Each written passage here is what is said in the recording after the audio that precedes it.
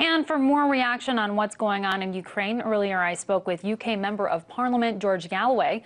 I first asked him how he would like to see the EU proceed regarding the conflict in the country.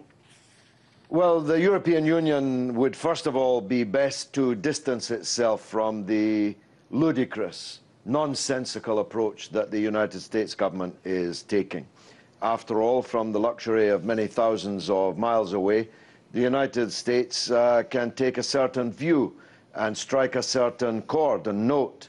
But the European Union is cheek by jowl with Russia, always has been, always will be, is dependent on trade and energy with Russia and should not poke the bear with a stick, not just because there's no justification for doing so, but because it cannot possibly be in our own national interest.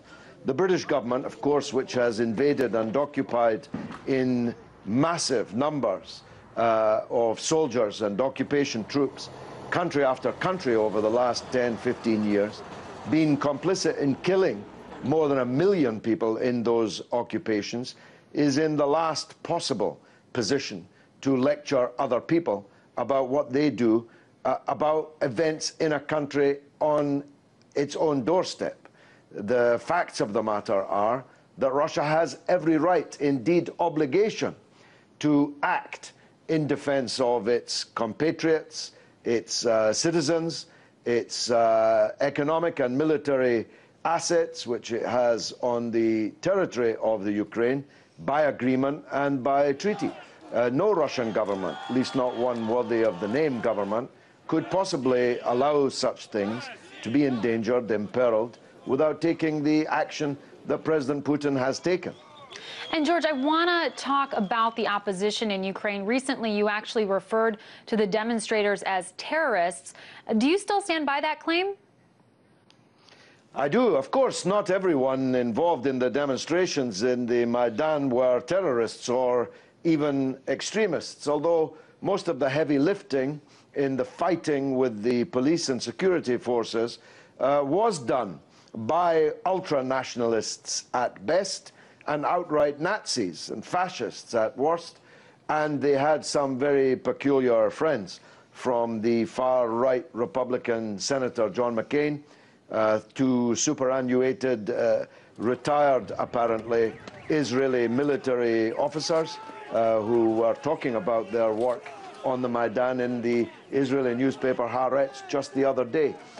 So undoubtedly, if you're killing policemen, if you're setting policemen on fire, if you are taking over by physical force the organs of the state, driving the elected president from the land, and forcing members of parliament to put their hands up under duress for changes to the government and so on, then if that was happening anywhere else, you can be sure the BBC would be calling them terrorists, no doubt at all. Well, we do know that Ukrainians had a number of grievances with the government, including, lack of jobs, high inflation, government corruption, and that was all reflected in the president's public opinion polls leading up to the original protests. In your opinion, what could or should the opposition have done, if not take to the streets and protest? Well, let me say I agree with what you've said there. I'm not here holding any kind of candle for Yanukovych. In fact, I think he was a pretty awful president, and the corruption and the existence of oligarchy power in Ukraine is something that has been inimical to the standard of life, the quality of life of every person, whether Ukrainian or Russian speaking, in the territory. But it's quite simple what they could have done.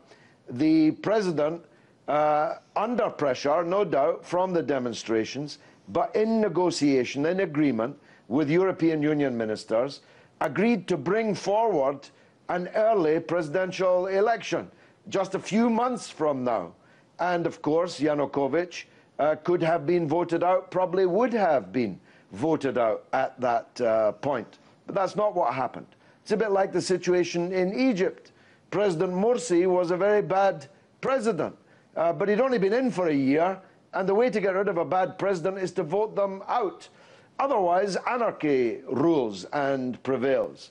And normally, of course, the Western media is very clear about that, except where the anarchy is in their interests. In this case, anarchy was hoped to put Russia in a difficult place. And it is a preoccupation of Western policymakers and their media echo chamber to make life as difficult as possible for Russia. That was George Galloway, a member of the UK Parliament's Respect Party.